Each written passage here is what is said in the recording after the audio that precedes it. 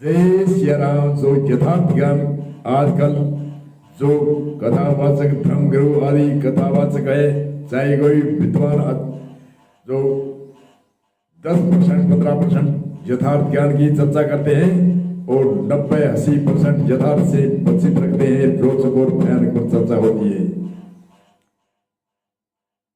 और योग उत्तम जिज्ञासु हो और आस्थावान, चाहे उत्तम हो चाहे मध्यम हो, मध्य में वही साधना में लगता है आखिरी में, और कनिष्ठ है वही साधना में लगता है, और साधारण जन मानव है वह साधना में लगता है। रोचक और भयानक तो इस चर्चा सुनता रहेगा तो वह आगे साधना में नहीं लगेगा, क्योंकि यथार्थ ज्ञान का उसको मालूम नहीं है। इसलिए हर शास्त्र में उपदेश, कोई भी शास्त्र से इतिहास हो, उपदेश, परीक्षा और लक्षणा, ये तीन न हो वो शास्त्र नहीं है, वो कागज है, वो परिंदा है। उद्देश्य हम सभी कहते हैं, इन कार्य करने का आपका क्या उद्देश्य है? उद्देश्य परीक्षा यानी सत्य असत्य की निर्णय करना, सत्य क्या है असत्य क्या है। उद्देश्य परीक्षा, लक्षण यानी गुण, कोई गुण नहीं है, उस कार्य करने में क्या लाभ है, चाहे आध्यात्मिक हो चाहे लौकिक हो चाहे परलौकिक हो। इसलिए यथार्थ ज्ञान के लिए लक्ष्मण ने राम की वाणी सुनी, अनेक ऋषि मुनियों के पास में वैदिक ज्ञान, यथार्थ ज्ञान, वेदांत ज्ञान आदि की चर्चा सुनते ही एक रोंगटे खड़े हो गए लक्ष्मण के। लक्ष्मण ने देखा, रे बड़ा भाई जान करके मैं सेवा करता था, ये तो एक महान नैमित्तिक परमात्मा की शक्ति है, एक ज्ञान की भंडार है, रोचक भयानक यथार्थ ज्ञान के भंडार है। अकेले रोचक भयानक के नहीं, यथार्थ ज्ञान के भंडार है।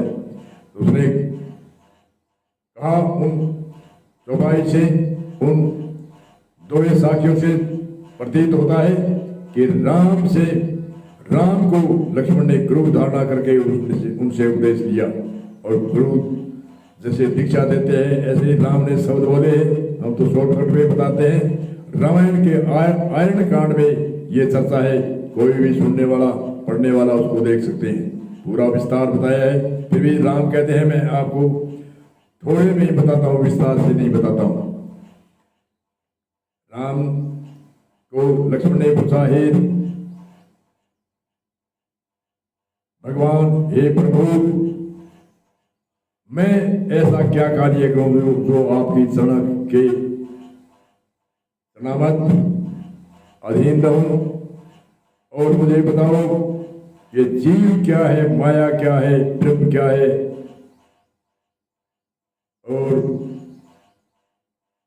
मनुष्य का कल्याण कैसे होता है, और उत्तम श्रेष्ठ ज्ञान क्या है, जो यथार्थ ज्ञान की हम चर्चा करते हैं, वो ज्ञान क्या है, मूल ज्ञान क्या है। तो राम कहते हैं मैं आपको थोड़े में ही समझाता हूं। माया क्या है? गो गोचरेचा लगे बन जाई, सो सब माया जानो भाई। गो नाम इंद्रिया और मन की जहां तक दौड़ है वो सब माया। अविद्या वशिष्ठ को जीव कहते हैं, और माया वशिष्ठ को ईश्वर कहते हैं। वशिष्ठ का अर्थ होता है जैसे दाल, पानी, मसाला अलग है और उसको वशिष्ठ कर दिया, मिला दिया, वह दाल है, उसको दाल कहेंगे। उसको मिर्च मसाले के अलग अलग नाम नहीं लेंगे। अविद्या का वशिष्ठ होने से जीव, माया वशिष्ठ होने से ईश्वर नाम रखा। और तीन लोग है, रजोगुण, तमोगुण, सतोगुण, ये तीन गुण है। तीनों गुणों को तिनके के समान त्याग दे। ब्रह्मलोक भोग जो सही सबर का त्याग, ब्रह्मलोक का भोग ब्रह्मलोक कहते हैं ब्रह्मादिक का भोग है नित्य, ब्रह्मादिक कहते हैं तीनों लोगों का भोग।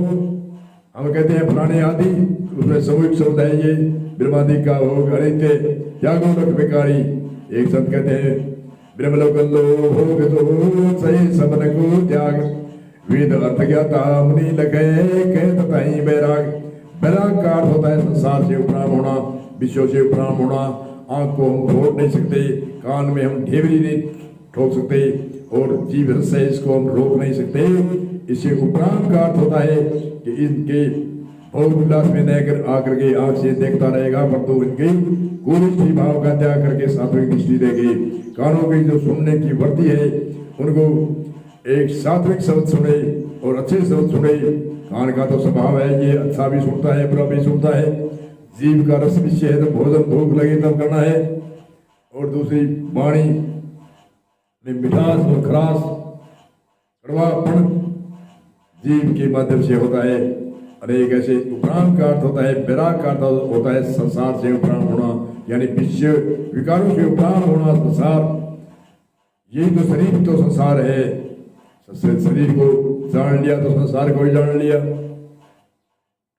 एक लक्ष्मण तीनों लोगों को तनके के समान त्याग दे, तिनके जैसे तिनका हम फेंकते हैं, ऐसे तीनों लोगों को भोगो। और ये परमात्मा की एक शक्ति से, महामाया त्रिगुणी माया से ये संसार उत्पन्न होता है। और अविद्या से ये जीव भ्रमित होता है, अविद्या वशिष्ठ हो जाती है, उसको जीव कहते हैं। जैसे जल है और जल से बर्फ हुई, और बर्फ जब घुलती है तो वह क्या है, तादाद में पहले जल था, वही जल बाद में, और बीच बीच में एक बर्फ की डली रही, उसमें उसको बर्फ कहते हैं, जल नहीं कह सकते। और उसका स्वभाव भी बर्फ के जैसा ही होता है।